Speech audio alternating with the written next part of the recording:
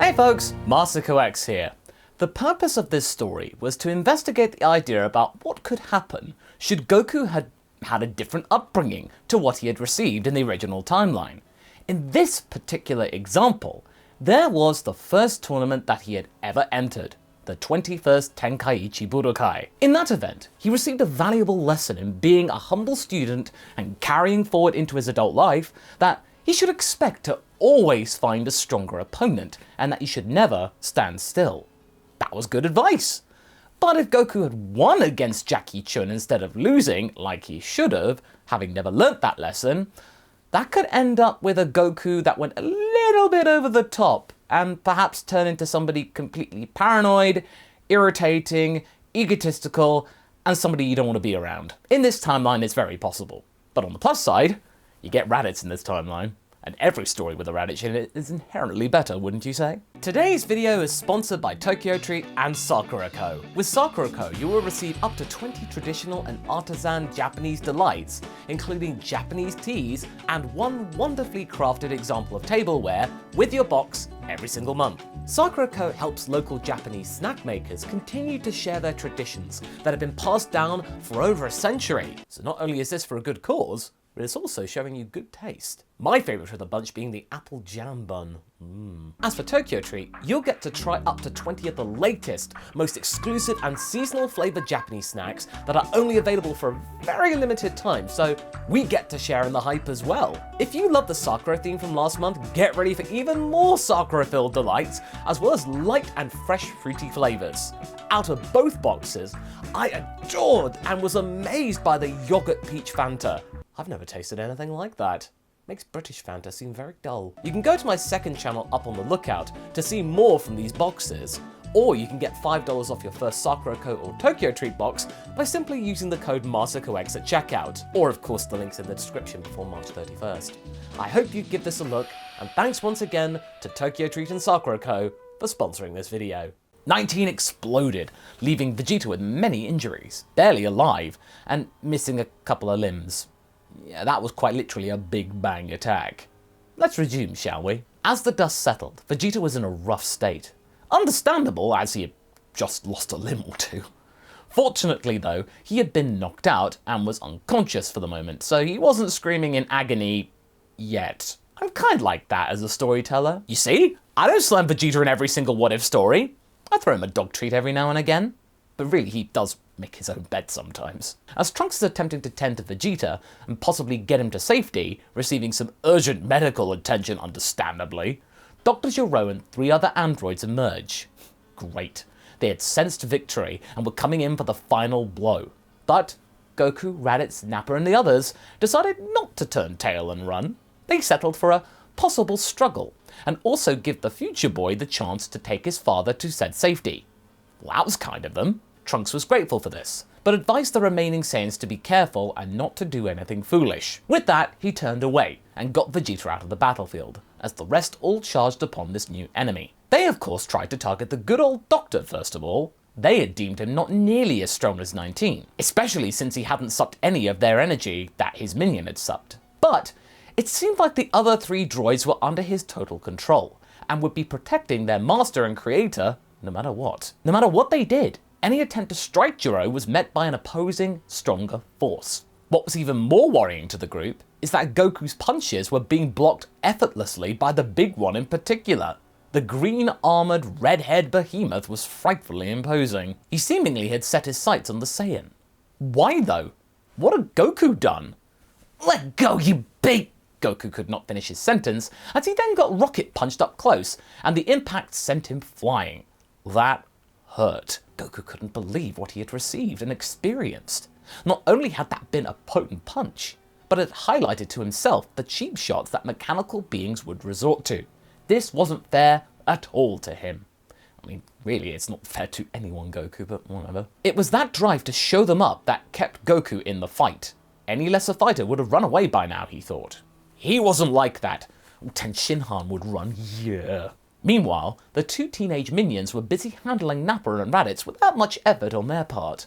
Both of them had found out that the Saiyans were easily frustrated, with them being the height of hilarity. But It did seem a little bit cold though, like they were sort of just spewing this out like text-to-speech almost. Hey sis, did you notice the pineapple over there? The way he gets so angry? He'll be bursting a blood vessel soon. The sister indeed laughed coldly at the anger and ease of winding up Raditz was portraying. Now I bet you can probably tell this isn't like them normally. There is definitely something up there. Some kind of inhibitor or something, but we'll get to that. Whatever the case, Raditz was upset, and Nappa was trying to calm him down, but it was no use. They had gotten under his skin, and they were going to pay for that. He wasn't going to be backing down until they were both in pieces on the ground, just like those other ones they had fought not that long ago. The humans, on the other hand, saw a chance. The three droids were busy with the Saiyans, the teens especially, so the humans did their best to reach Jiro. They got close, but to no avail, because the youngsters were far too aware of their movements and partiality to stealth modes. They could basically split their team between protecting their master and deflecting their attacks, and, of course, artificially goading monkeys. Back with Goku, he had definitely felt that punch. He was sure that it could break a few things inside of him if he were to receive another one of those. The massive android wasn't rushing in for the kill though. All he was doing was just slowly moving in Goku's general direction, like he were fixated on him, knowing that he had the upper hand and that he didn't actually need to end things immediately. Goku despised this toying around with him. "You want a piece of me, you freak? I'll rip you to shreds!" Goku charged up a Kamehameha, which indeed connected, but did very little to slow his opponent down. Goku was in shock. That Kamehameha was the largest he could muster at that point, and it barely did anything. A small dent on its armor, but it hadn't impeded its movement or tenacity one bit. What was this mechanical abomination? Never mind what it was though, the intrigue had long since departed. It clearly had only one goal, and Goku knew what it was. It was programmed to kill him specifically. He would not move or be swayed from his prize, he wouldn't fight anyone else. At least Goku could drag him away from his companions, give them one less problem to handle, because they really needed it. Sure, Goku might have some bitter feelings towards some of those humans, especially Tenshinhan, but he never really wished death upon them, although with Tenshinhan was a little close. But never really, he wasn't that cruel. He just wanted them to know their place, that was all. Trying his best, he began to drag the big lug away from the group, and the droid didn't care. He probably knew that he was moving away from his creator, but the fact that Goku was right there, his directive, that was enough to overpower the original instruction and keep it fixated on its biggest target. Goku smiled. "You may be strong, but you're so stupid." Goku wasn't sure whether he could win, but he could at least think to himself he was the smarter of the two. That gave him comfort. Meanwhile, Android 18 was having a whale of a time messing around with Nappa, while 17 was beating up Raditz really hard after having grown tired of the large one's tantrums and spitting of feathers. But again, something wasn't right from the original. But Jiro was simply taking this all in, it didn't matter to him, it was glorious, he mused. He was right here, looking at all of this wonderful destruction with certain satisfaction. That he knew that everything was going his way, and that, despite losing Android 19, he was pretty good, he could still reign supreme over all of these foolish fighters of Earth that had the gumption to take down the organization that he had worked with for decades. And of course, led to his son's demise back then. Yes, Son Goku was retreating, but 16 would wear him down eventually. His creation would never tire. None of them would. Even if those Saiyans and humans had the strength to beat them, which they didn't, stamina would be their undoing. As this blustering was going on, Tenshinhan had retreated behind a rock formation to check on Trunks, who was tending to Vegeta as best he could. Trunks ultimately couldn't bring himself to go too far from the action, in case things went south. He had luckily packed some medical capsules, as well as some beans, but it was a tall order to be a nurse right now. Tenshinhan leant in to check on them both. "How is he doing? Is he gonna make it?" Trunks looked down at the sight of his eviscerated father, who had now woken up. "Yeah, the sensu stabilized him, so he'll live. But he needs operations, I think.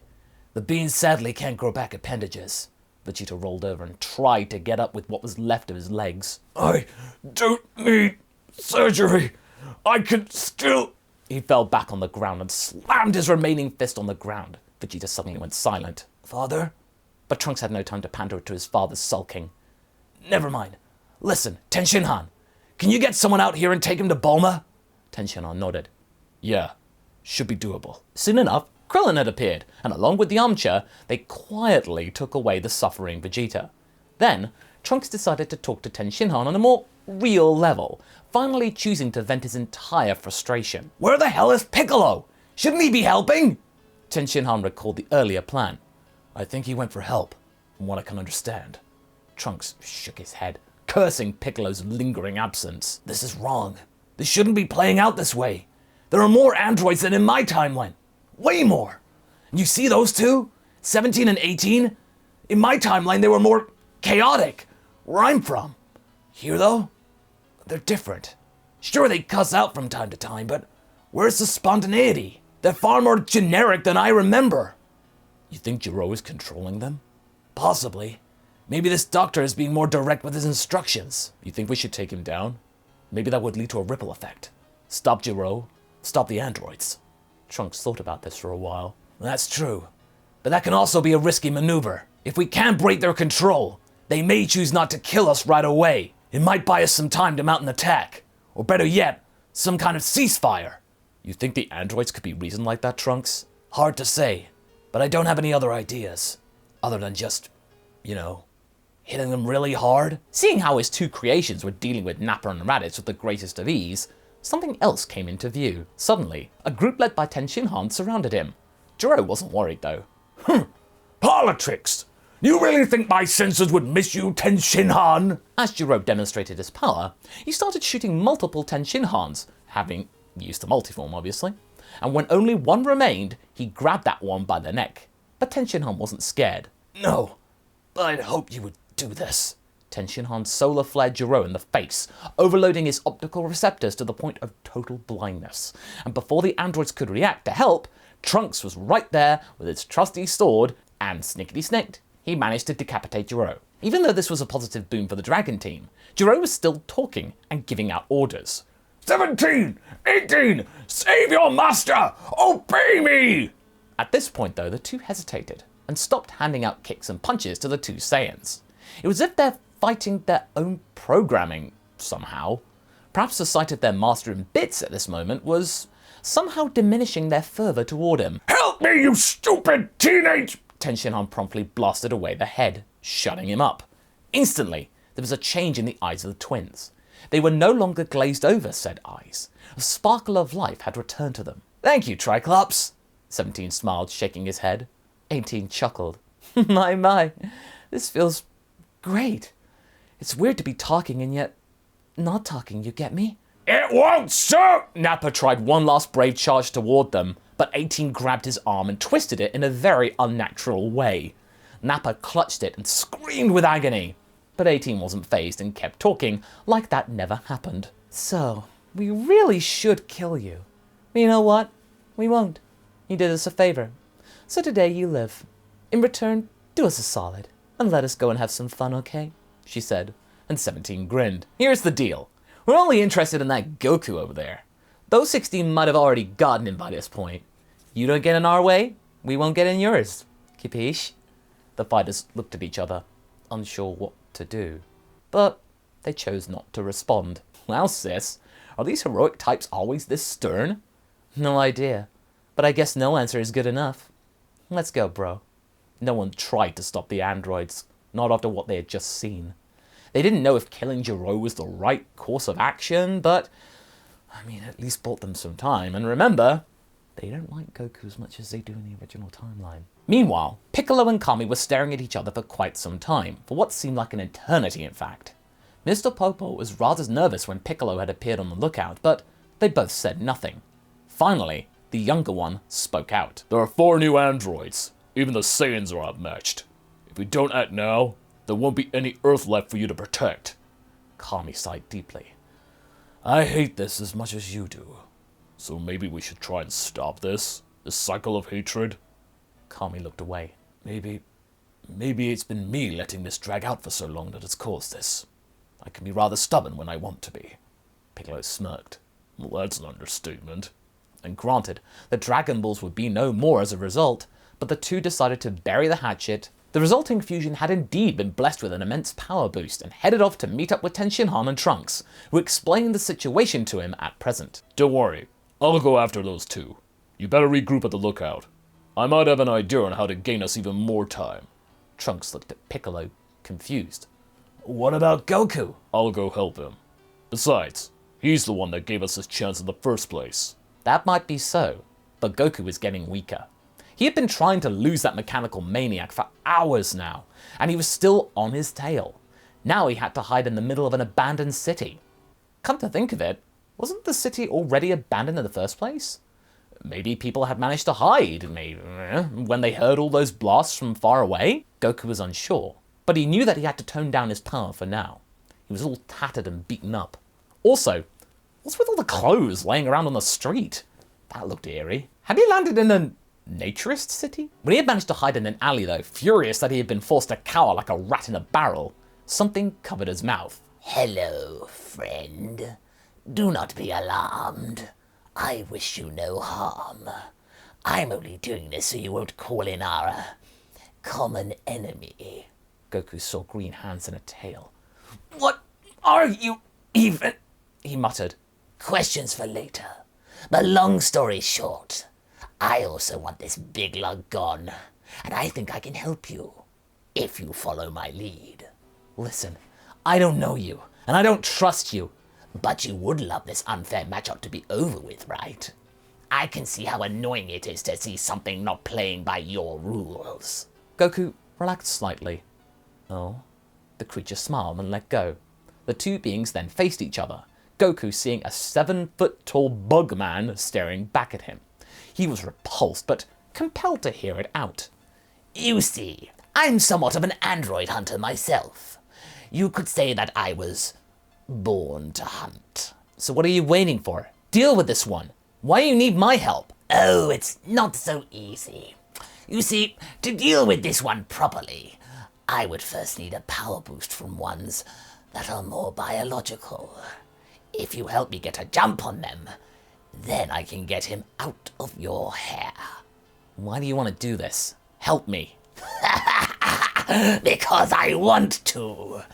I really do want to see you get that well-deserved revenge on Tenshinhan. Goku was stunned. How did it know about that hatred? But he wasn't wrong. Also, I despise them as mechanical androids myself, and want balance to be restored. You have my attention. What's your name? The creature thought about this for a while. You can call me Cell. And that's where we're going to be leaving things for right now. If you like the idea of Cell messing around with the timeline, check out this timeline, where he turns good and contributes for the team, and gives the biggest hugs. And I shall see you in the next video. Catch you later!